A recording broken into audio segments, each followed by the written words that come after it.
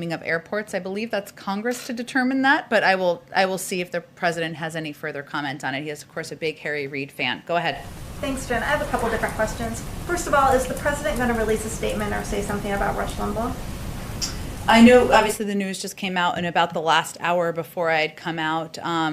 I can say I'm not sure if we'll release a statement from the president. He has spoken to, in the past, to Rush Limbaugh's sickness and illness at the time, and certainly, his condolences go out to the family and the friends of Rush Limbaugh, who of course, have lost him today. But I don't know that I anticipate a statement from the president, but I can certainly pass on his condolences and expression of support for the family. Thanks. And on a different topic, is the administration going to get involved in the case of Princess Latifah, the daughter of the Dubai ruler who has released videos claiming to be held hostage?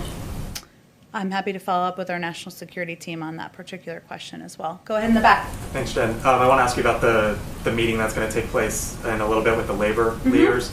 Richard Trumka, head of the AFL-CIO, has said in the past that he believes the president learned a lesson with his Keystone decision that if you're going to make a decision in which jobs are lost, you should have a specific simultaneous announcement in which there are jobs added. Trumka said, quote, "I wish he hadn't," speaking to the president, "done that on the first day because the Laborers International was right. The Laborers International has said that 1,000 jobs were lost."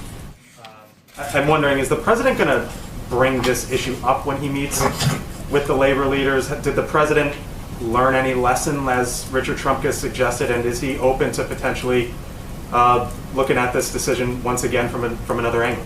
Well, this is not the first time this has happened in here, where there's been about half of Richard Trumka's statement or comment in that particular interview shared and not the full context. And the other context, I unfortunately don't have it in front of me, is about his belief that the president is committed to creating good paying union jobs. And that is certainly what will be central to the discussion the president has with union leaders today, including his desire to create good, clean energy good paying union jobs, and that he believes that those two can simultaneously happen.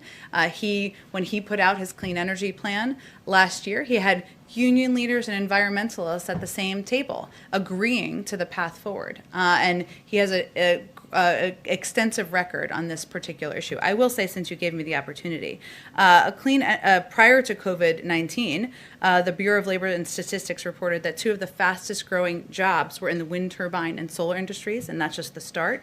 The National Academies of Sciences reported last week that a transition to a net zero emissions economy could grow millions of jobs over the next decade. And our plan, the president's plan, which he'll talk about today, will make historic investments in infrastructure in the auto industry and transit in the power sector, creating millions of good union jobs, and in the process also addressing the climate crisis head on. I'm sure he'll talk about that with the union leaders today. Can I ask you about other future plans?